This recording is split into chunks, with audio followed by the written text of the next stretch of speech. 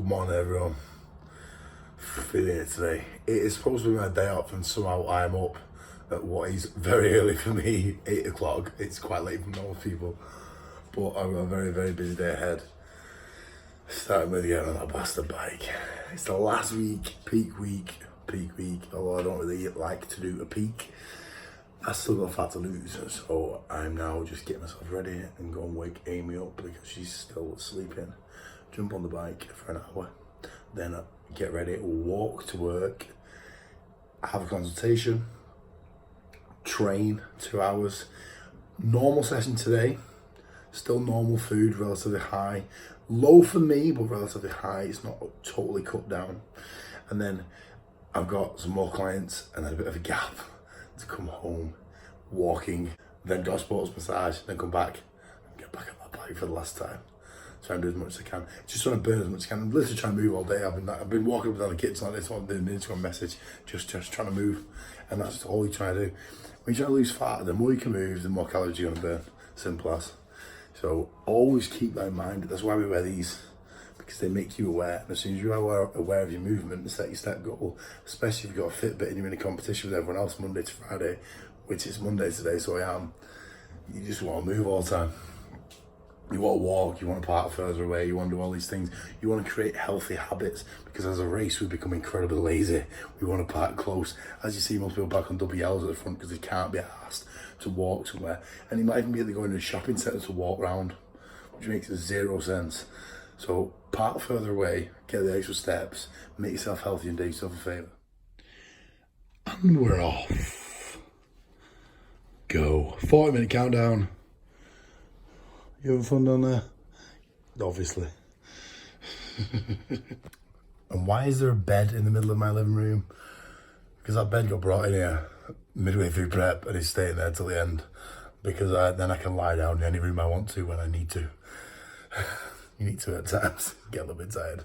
Just drop to the ground. Lazy bitch. Somebody's got work to do. So I've had to take a few minutes to lie down. My blood sugar dropped that low that I was feeling like I was about to pass out off the bike. I've had to stop before the end, so now I've got to get on and do much like yesterday and shorten the time down, because now I've lost all the time. Because obviously, if you're not diabetic, when your blood sugar drops, which happens a lot, especially to newbies in the gym, you see people come in, they cut all the carbs out, start training every day. First few days are okay. Eventually, your stored glycogen, which your carbohydrate stores in your muscles, starts to diminish. So obviously you're not replacing them. So it's very easy to go hypo, which is hypoglycemic. It's when your blood sugar drops down out of range. So obviously it sits in this nice healthy range. When it goes too high, which happens to diabetics, that's why they take their insulin to bring it back into range. Ours naturally does it and stays in that range anyway. But in this state, it's very easy to drop out of the bottom because you're very, very insulin sensitive. And you, like I said, your carbohydrates are lower. So when you start to feel freezing cold sweats, very shaky, all you have to do is just try and lie down, and you will be able to ride it out. And then obviously it will come back to normal and you'll be back into range. You'll get your energy back, you'll start to feel normal again and you can crack on. But what I've got to do now, like I said, is a bit of Tabata again, unfortunately, to increase that calorie output in the shorter space of time before getting up, getting in the shower, getting ready, walking to work and carrying on the day. But prep life for you, this is what happens. But it also, like I said, happens to gym newbies a lot, in our city classes a lot, when they feel like they're going to die in the corner because they don't know what this feeling is. For me, I know what this feeling is. It's very uncomfortable, but you can ride it out in a normal, healthy body.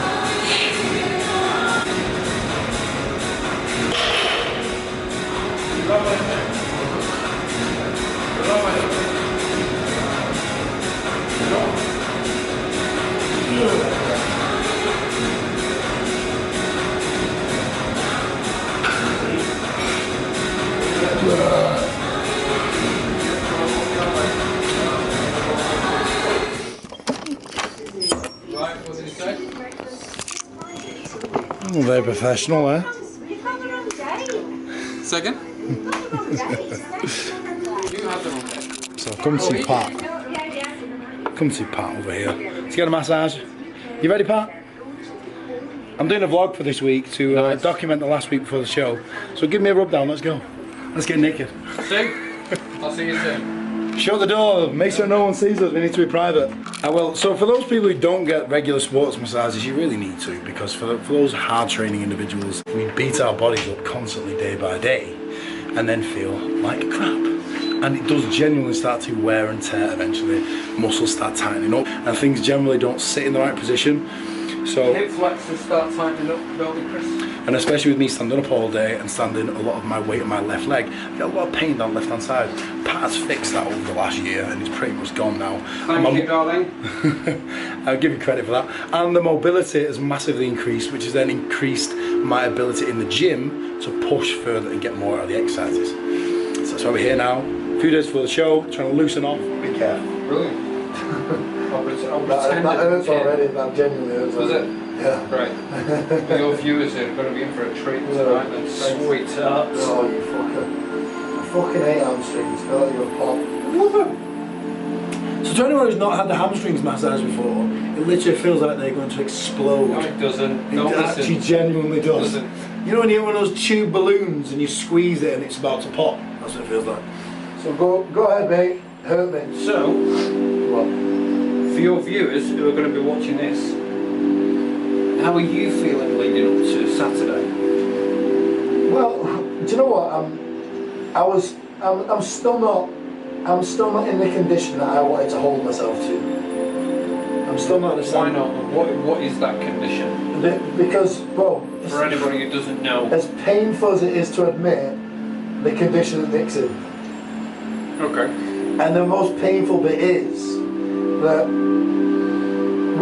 the intention was start in March, push through till skiing, push hard for 5 weeks to skiing, dropped 5 kilos easily, push hard till Ibiza, but the gap between April and July was a bit bigger than I realised, and then 4 weeks for Ibiza I started to burn out mentally just from the output and the tracking of food and everything. Yeah. And I should have just taken a diet break. And if I wasn't going on holiday, I would have done. Or if I had had a coach, I would have done. But I didn't. I ended up saying, I'm so close to holiday, I'll wait till the holiday. And then I couldn't stick to the diet, my head had gone. Why? It just did, mate. Just mental fatigue. It was just the length of time at that point.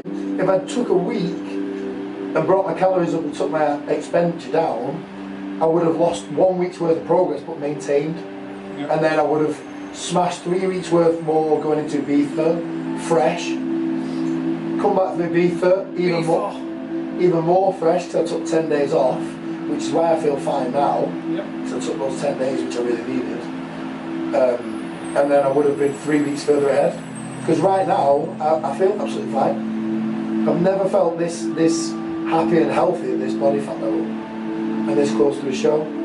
So I could easily continue for another few weeks, but the season's about to finish. But like I said, Nick's condition is, I mean, do you know what, mate? I have to hold my hands up. And this was upsetting because he's turned it into a bit of an argument. He's turned it into an unfriendly competition. But it's like, when I was 20 and I did my first show, the only reason I did it was because Nick turned up the night before and settled me down. Because I was in a right state, I wasn't going to do it. I would have quit. Shoulder up. I would have quit. And I didn't know what I was doing. I was all on my own. And Nick came and saved me. Yeah. And he's done it every time. So then, to be on stage next to him, for me, is massive. Yeah. For him, he doesn't give a shit. And I don't really understand. I don't understand. But it's not your job to understand. I know. But I even turned around and said, I said to him, I had to hold my hands up and say, it's the best way you look incredible. And then it's like, I had nothing back apart from, why are you going to Greenfields, you're a dick, why are you doing the show, you clearly don't care. And this is the comments I'm getting back. It's like, this was my biggest supporter, and my biggest, the biggest influence on my bodybuilding. for the whole time, for 11 years. And then he's been the most negative person towards the whole thing this year. And I don't get it. Because I need one. Like, you think he wasn't there? Like, fuck, I need my big brother. Shout out to Amy, by the way. Yeah. And I want my big brother, and he's just not. Yeah, straight in the arm. Fucking hell. Fingers out wide. Rotate all the way around. All the way around. Slowly. That's it. As far as you can. That's it. That's it. Back again. Slowly. Slowly. Real slow.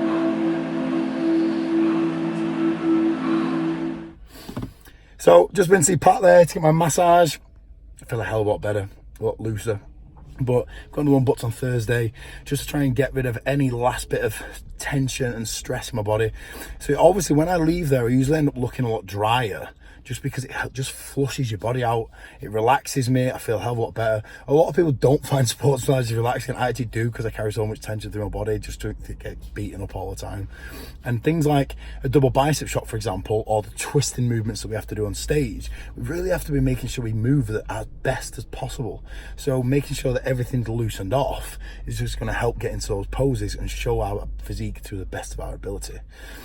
So today went with upper body session, getting it done, last proper session, and I'm going to start some depletion sessions the next 2 days, and then 2 days worth of loading, and then it's show day. So getting close now, feeling pretty excited. I'm actually in a better position than I thought I was going to be. It's still not the condition that I wanted, but it is what it is. The season's about to finish. There's not really much more time to continue. I may do another couple of shows just to give myself a little bit more time, but I'm still not going to get that condition I really wanted to nail this year. But there's always next year, so it doesn't really make much difference. I'm happy. My posing's going to be good. I'm going against my brother. Friends and family are going to be there, and I'm going to celebrate regardless, because that's what bodybuilding is for me. It's a hobby. It's fun. I find it enjoyable, and I enjoy the process. I enjoy the training. I enjoy all those times you want to quit and decide not to and push through. I also did my leg session yesterday. Still did a normal session, but obviously it can cause quite a bit of inflammation when you're training legs quite hard. So you want to leave it quite far away from the show so your legs can fully recover, the inflammation can dissipate, as well as cutting my steps and my cardio right down the last few days and keeping your feet elevated and all these kind of things that may seem silly and may only make a small difference, but it helps just clear all that fluid away and clear the inflammation away when you stay off your feet. When you're on your feet all day like I am at work and doing loads of steps and everything else, my knees are often hurting by the end of the day. Well, that's obviously going to cause inflammation, which is going to hide the definition between the muscles of my legs. So I want to do everything possible, especially with the fact I'm not quite in that condition, to show everything I can. So I've just driven my car back to the gym. The car shouldn't have been at the gym. The car was only at the gym because I was running late today. So I had to then go and drive it back there so I can make up the steps that I didn't make, and I need it there tomorrow. And obviously then I can walk there tomorrow too. But the one thing that's not fun at the minute is there's so many tips and tricks we have as bodybuilders who attempt to look dry on stage and to rid ourselves of this subcutaneous water, the water between the skin and the muscle. So you want your muscles to look full, because if your muscles flatten out and lose water, because a high percentage of them is water, then you look soft and small on stage. So you need the water to be pulled into the muscle and out from under the skin. One of the ways we do that is by drinking a lot of water, a lot of water. Because when you start drinking more water, your body upregulates the clearance of water because it lowers aldosterone. Aldosterone is a hormone that helps balance water. But it clicks onto it quite fast when you stop drinking so much water. So if you start drinking loads, it'll start flushing out quite faster. As soon as you stop, which some people make the mistake of, maybe 3 days out, after about 24 hours, aldosterone will go back up and you'll start holding the water again. So all that water loading was a bit pointless, and all that peeing every 15 minutes was a bit pointless. So what we do is guzzle and guzzle and guzzle, cut it the night before, flush the water out through the night, and then you can drink a bit the next day to help keep the fullness. Because if you don't drink anything at all, you'll probably start to flatten out, especially if you're doing a later category in the day.